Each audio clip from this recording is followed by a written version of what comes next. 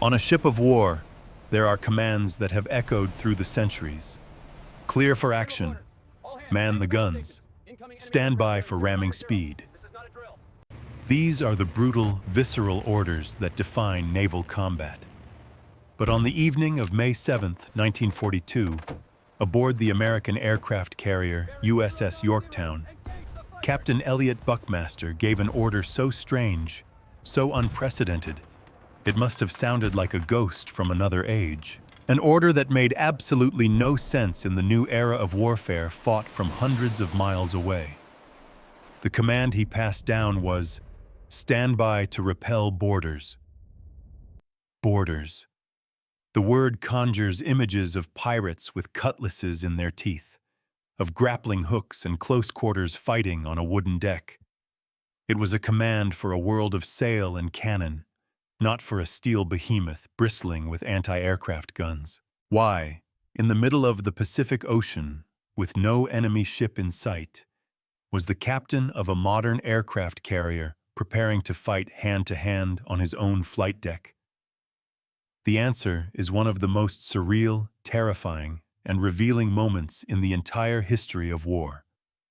The enemy wasn't coming over the side. They were trying to land, voluntarily. This is the story of a single moment when the fog of war became so thick, so utterly disorienting, that the fundamental lines between friend and foe, between safety and annihilation, simply dissolved into the twilight. It's the story of a domino effect that began with an empire's ambition and ended with enemy pilots, trained to die for their emperor, mistaking an American warship for home. To understand how this impossible moment could ever happen, we must trace the chain of events, link by link, from the grand strategy of nations, down to the split-second decisions of exhausted men, flying on fumes and a prayer, in the heart of a battle that would change the world forever. Our story begins not in the chaos of May 1942, but 6 months earlier, in the deceptive calm of December 1941. The attack on Pearl Harbor was more than just a military strike. It was the tipping of the first massive domino. It crippled the American battleship fleet, and in doing so unknowingly crowned a new queen of the seas, the aircraft carrier. For the Empire of Japan, the first months of the war were a string of stunning, almost unbroken victories. Hong Kong, Singapore, the Philippines, the Dutch East Indies, all fell like ripe fruit before the meticulously trained and battle-hardened forces of the rising sun. This tidal wave of conquest was spearheaded by the most formidable naval aviation force the world had ever seen, the WWII, the Carrier Strike Force. Their pilots were the samurai of the skies, men who had endured a training regimen of brutal intensity. They were masters of their craft, flying the Mitsubishi A6M0, a fighter so advanced it seemed almost supernatural to the Allied pilots who faced it. They were imbued with what historians would later call victory disease, a belief in their own martial and spiritual superiority that bordered on the absolute. They felt invincible, and for 6 months they were. By the spring of 1942, this seemingly unstoppable force was casting its shadow southward toward the vast, isolated continent of Australia. The next objective in their grand strategy was Operation Mo, the seizure of Port Moresby in New Guinea. Capturing Port Moresby would sever the crucial supply lines between the United States and Australia, effectively isolating the continent and leaving it vulnerable to invasion or coercion. It was a strategic masterstroke, a move to knock the final Allied cornerstone out of the Southwest Pacific. Standing in the way was not a mighty fleet of battleships, but a hastily assembled, outgunned, and desperate American task force. Its heart, and its only hope, consisted of 2 aircraft carriers, the USS Lexington, the elegant Lady Lex, and the tough, resilient USS Yorktown. This set the stage for a new kind of war, a clash of titans that had never before occurred in the 5,000 years of human conflict. For the first time in history, two naval fleets would fight a major battle without ever laying eyes on each other. The ships themselves would never fire their main guns at an enemy vessel. The entire battle would be fought at arm's length by their winged proxies, in the vast, unforgiving skies over a remote stretch of water called the Coral Sea. Nobody, not the confident Japanese admirals nor the anxious American commanders, truly understood the rules of this new game. They were about to write them in steel, fire, and blood. The aircraft carrier itself was a paradox, a weapon of immense power and terrifying vulnerability. It was a floating city, a sovereign piece of national territory home to over 2,000 men. But it was also a floating ammunition depot and a colossal tank of aviation fuel. One well-placed bomb, one lucky torpedo, could transform it from a symbol of naval might into a raging inferno, a funeral pyre for its entire crew. Life aboard these ships was a symphony of controlled chaos. The roar of engines, the shriek of steam catapults, the pungent smell of gasoline and salt air. Men worked in claustrophobic spaces under constant grinding pressure, knowing that a single mistake, a dropped wrench, a misplaced signal, could lead to disaster. For the pilots, this pressure was magnified 1,000-fold. Launching from a carrier was described as being shot out of a cannon. But landing was the true test of skill and nerve. They had to thread a needle, guiding a fast-moving aircraft onto a pitching, rolling strip of steel just a few hundred feet long. They relied on a single man on the deck, the landing signal officer, or LSO, who used a pair of colored paddles to communicate minute corrections in their approach. Too high, too fast, a little right rudder. It was an intricate dance of man and machine, performed over and over, where the price of a misstep was often death. The pilots of the Japanese WWII were arguably the best in the world at this deadly ballet. They had honed their skills in the skies over China and in the shock attack on Pearl Harbor. Their American counterparts were, by comparison, green. They were brave. They were determined. But they were flying aircraft that were largely inferior to the Japanese Zero. The F-4F Wildcat was slower, less maneuverable, and a poorer climber. American pilots survived through ruggedness, armor, and tactical innovation, like the famous Thack Weave, a defensive maneuver designed specifically to counter the Zero's strengths. In the Coral Sea, this contest between Japanese experience and American grit would be put to the ultimate test. The battle began on May 7, 1942, as a deadly game of blind man's bluff played out across hundreds of thousands of square miles of ocean.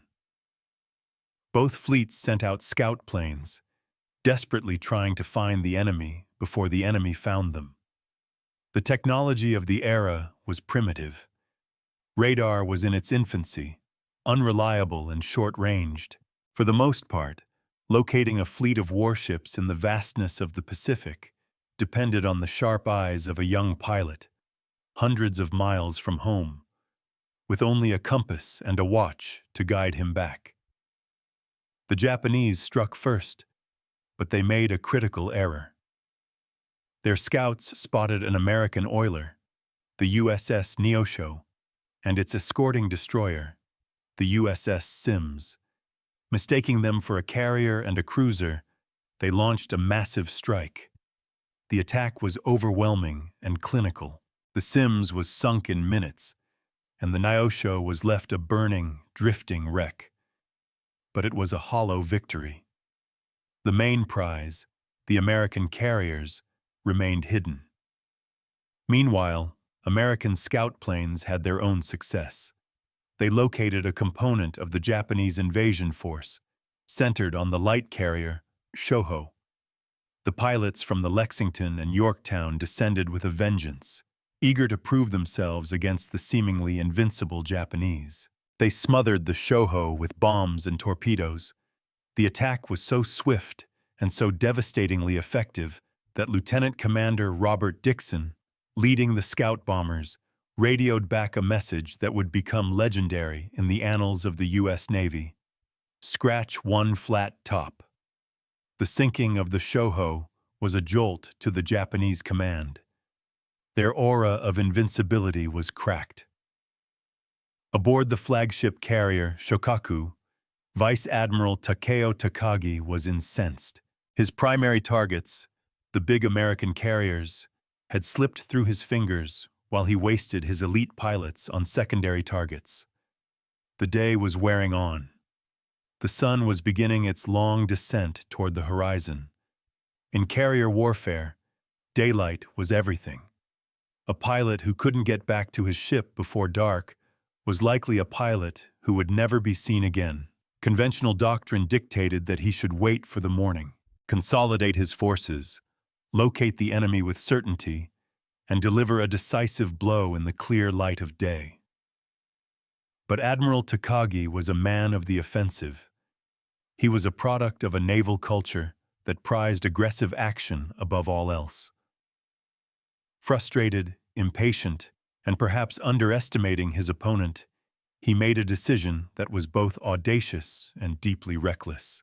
He would not wait. He would launch an attack now, at dusk. He ordered a strike group of 27 of his best pilots, a mix of Aichi-Val dive bombers and Nakajima-Kate torpedo planes, to take off from the decks of the Shokaku and her sister ship, the Zuikaku. This decision was the next critical domino to fall. Takagi was sending his men on one of the most dangerous missions imaginable. They would have to fly through the failing light, find an enemy fleet that was actively hiding from them, execute a complex attack, and then, most perilously of all, navigate their way back to their own moving carriers in pitch darkness. Night landings were a skill that few pilots, even the elite of the Kido Butai, had truly mastered. It was a gamble of the highest order, but Takagi believed the potential reward, crippling the American fleet, was worth the risk. As those 27 aircraft roared into the gathering twilight, they were flying not just towards the enemy, but towards a vortex of chaos and confusion that no one could have predicted. As the Japanese strike force flew west, the American fleet was on high alert. Their new radar systems, though primitive, picked up the incoming bogies. Task Force 17 knew it was about to be attacked. They launched their own combat air patrol, a screen of F-4F Wildcat fighters to intercept the enemy. What followed was a swirling, confused dogfight in the gloom. The sky was stitched with the red lines of tracer rounds. The disciplined Japanese formation, already struggling with the fading light and scattered cloud cover, was broken apart by the ferocious American fighters. The ensuing melee was a nightmare for the attackers. Some Japanese planes were shot down, spiraling into the dark water below. Others, harassed and unable to locate their primary targets, jettisoned their bombs and torpedoes and turned back, hoping to find their way home. The cohesive, confident strike force that had launched an hour earlier was now a collection of scattered, individual aircraft. Their pilots were disoriented, their fuel gauges were dropping, and the last vestiges of sunlight were gone. They were alone in the dark, over a hostile ocean, desperately searching for the one thing that meant survival, the silhouette of their home carrier. And this is where our story takes its incredible turn, where the fog of war descends completely. As these lost Japanese pilots peered into the blackness, their hearts pounding with the dual fear of running out of fuel and being shot down, they saw a sight that must have felt like a miracle. Lights. The distant, welcoming lights of an aircraft carrier preparing for night landing operations. Through sheer chance, their desperate search had led them directly to the American fleet. In the near-total darkness, stripped of landmarks and navigating by dead reckoning, the human mind latches onto what it expects to see. These pilots expected to find their own carriers, the Shokaku and Zuikaku, with their decks lit, ready to receive them. And that is exactly what they thought they saw. The silhouettes of the ships were similar enough. The escorting destroyers and cruisers formed a familiar protective screen. Most critically, the procedures for night landings were remarkably alike. The Japanese had studied American naval operations and had adopted many of the same signaling techniques and lighting patterns. To an exhausted pilot, whose brain was screaming for the safety of a solid deck beneath his wheels, the subtle differences were invisible. The carriers they saw had to be theirs. It was the only possibility their strained minds could entertain. So they did what they had been trained to do thousands of times. They fell into a standard landing pattern, circling the carrier, preparing for their approach. They even began blinking their recognition lights, signaling their identity to the ship below, fully expecting a welcoming signal in return. On the flight deck of the USS Yorktown, the crew was also engaged in a familiar routine. Their own Wildcat fighters from the Combat Air Patrol were low on fuel and needed to land. The landing signal officer, a young man with the immense responsibility of guiding his comrades home safely, took his position on the aft platform, his illuminated paddles ready. He was expecting Wildcats, short, stubby fighters with distinctive narrow landing gear. The first plane entered the pattern, its navigation lights cutting through the darkness. The LSO watched it, judging its speed, its altitude, its angle of approach. But as it banked into the final groove, something was profoundly wrong. Midshipman Bill Sergi, an eyewitness on the deck that night, recalled the moment with perfect clarity. The LSO saw an aircraft with widespread, fixed landing gear. It wasn't a Wildcat. It had the unmistakable spatted wheels and gull-wing shape of a Japanese Aichi-Val dive bomber. For a surreal second, the two opposing forces of the war were bound by a shared language. The LSO, acting on pure instinct and training, saw an aircraft that was not one of his, making an improper approach. He did what he was trained to do. He gave the universal signal for wave off. A frantic, crossing motion of his paddles, telling the pilot to abort the landing, go around, and try again. And the Japanese pilot, equally a creature of his training, his mind locked into the procedure of landing, saw the wave-off signal from the Piet on the deck, and he obeyed it. Without question. He jammed his throttle forward, the engine screamed back to life, and he pulled up, climbing away from the deck to re-enter the landing pattern. For one fleeting, absurd moment, military discipline had completely overridden national allegiance. An American officer had given an order, and an enemy pilot had followed it. But that moment of shared, automated procedure was shattered almost instantly. On the bridge, Captain Buckmaster and his officers stared in disbelief. Word spread across the ship like wildfire. Japanese planes are in our landing pattern. It was impossible. It was insane. But it was happening. This is when Captain Buckmaster, faced with a situation for which no manual had ever been written, reached back into the annals of naval history for the only command that fit: stand by to repel boarders. The solution that presented itself was as immediate as it was violent. The momentary, bizarre truce was over. The order rang out: open fire! Every single gun on the Yorktown that could bear, the 5-inch cannons, the 40mm Bofors, the 20mm Oerlikons, erupted in a furious crescendo. The night sky, which moments before had held the calm, ordered lights of a landing pattern, was suddenly filled with a terrifying fireworks display of red, green, and white tracer rounds. As Bill Sergi remembered it, it was like fireworks. I guess they got the idea we were not theirs. For the Japanese pilots circling overhead, The realization must have been a physical shock, a jolt of pure, ice-cold terror. The safe haven they had been trying to land on was not home. It was the heart of the enemy fleet. They were not being welcomed. They were being targeted for annihilation. The pilot who had been waved off, along with two of his wingmen who were lining up behind him, reacted with the lightning reflexes of men who lived on the edge of death.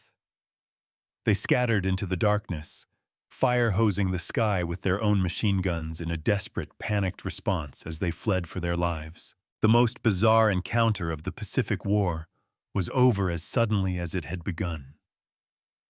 In the aftermath, as the echoes of the guns faded and the American sailors stared into the empty sky, the sheer strangeness of what had just happened began to sink in. This wasn't just a failed attack. It was a profound breakdown of reality. What does it mean for a warrior, conditioned from birth to see death for the emperor as the highest honor and capture as the ultimate shame, to accidentally seek refuge with the enemy? It speaks to a force more powerful than ideology or training, the simple, primal human desperation of being lost. The psychological impact was enormous. For the Americans, it became an instant legend, a story told and retold in mess halls for the rest of the war, a moment of grim humor that underscored the absolute chaos of their new reality. For the Japanese pilots who escaped, the experience must have been a cocktail of horror and deep, burning shame. They had not only failed in their mission, but had committed a navigational blunder so fundamental it had nearly led them to surrender themselves by mistake. But this strange incident was more than just a historical curiosity.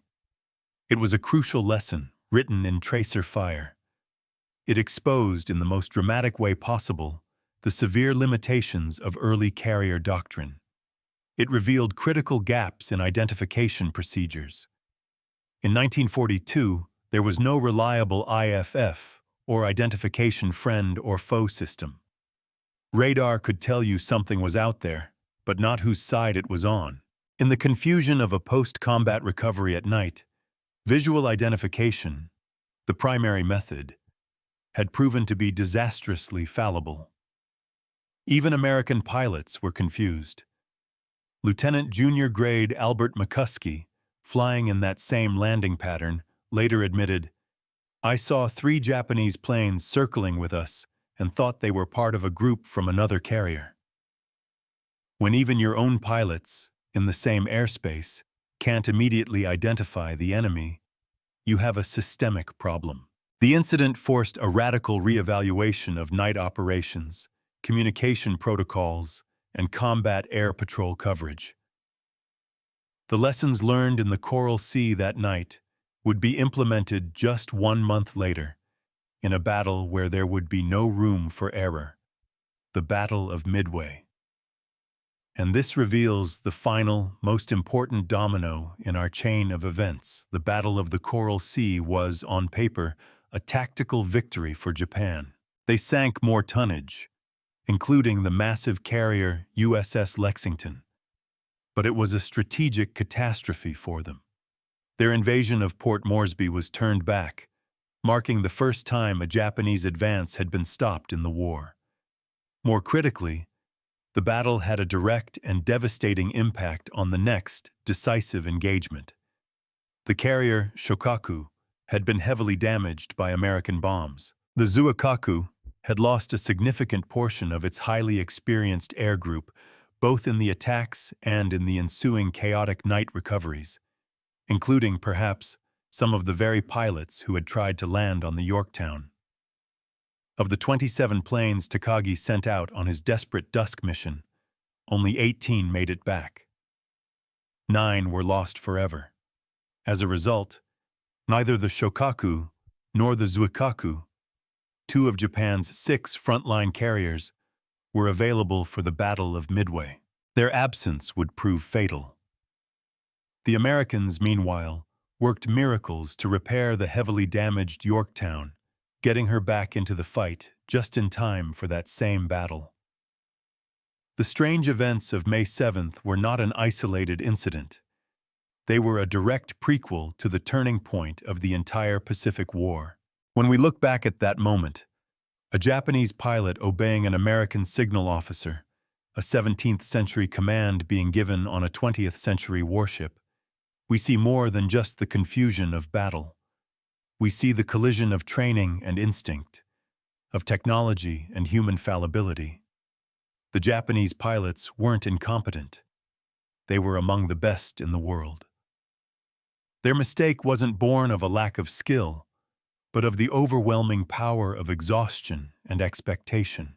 Their training, the very discipline that made them such effective warriors, almost made them inadvertent prisoners of war. Today, with GPS data links and sophisticated IFF systems, a mix-up of this magnitude is virtually impossible. We have built layers of technology to shield our soldiers from the raw, disorienting fog of war. But in 1942, brave men flew primitive machines over vast, featureless oceans, relying on courage, instinct, and a magnetic compass. In that world, the line between safety and destruction, between home and the enemy, could vanish in the blink of an eye. The incident above the USS Yorktown is a stark reminder that history is not just a collection of dates, battles, and strategies. It is the sum of countless human stories, of individuals pushed to their absolute limits in circumstances we can barely imagine. It reminds us that beneath the uniforms, on both sides of any conflict, are people driven by the same fundamental needs: to complete the mission, to protect their comrades, and above all, to survive the night and find their way home. For a few terrifying seconds in the Coral Sea, 3 enemy pilots thought they had found it. They were saved only by the harsh and sudden realization that in war, the most welcoming lights can often illuminate the greatest danger. Thank you for joining us on this deep dive into one of history's most extraordinary moments. The story of the pilots who almost landed on the wrong carrier is a powerful testament to the chaos and humanity that define conflict. If you find these hidden stories of history as fascinating as we do, please consider liking this video and subscribing to our channel for more content that goes beyond the headlines. And we want to hear from you. What other fog of war moments in history do you find the most compelling? Share your thoughts in the comments below. Join the conversation, and together, let's keep the past alive.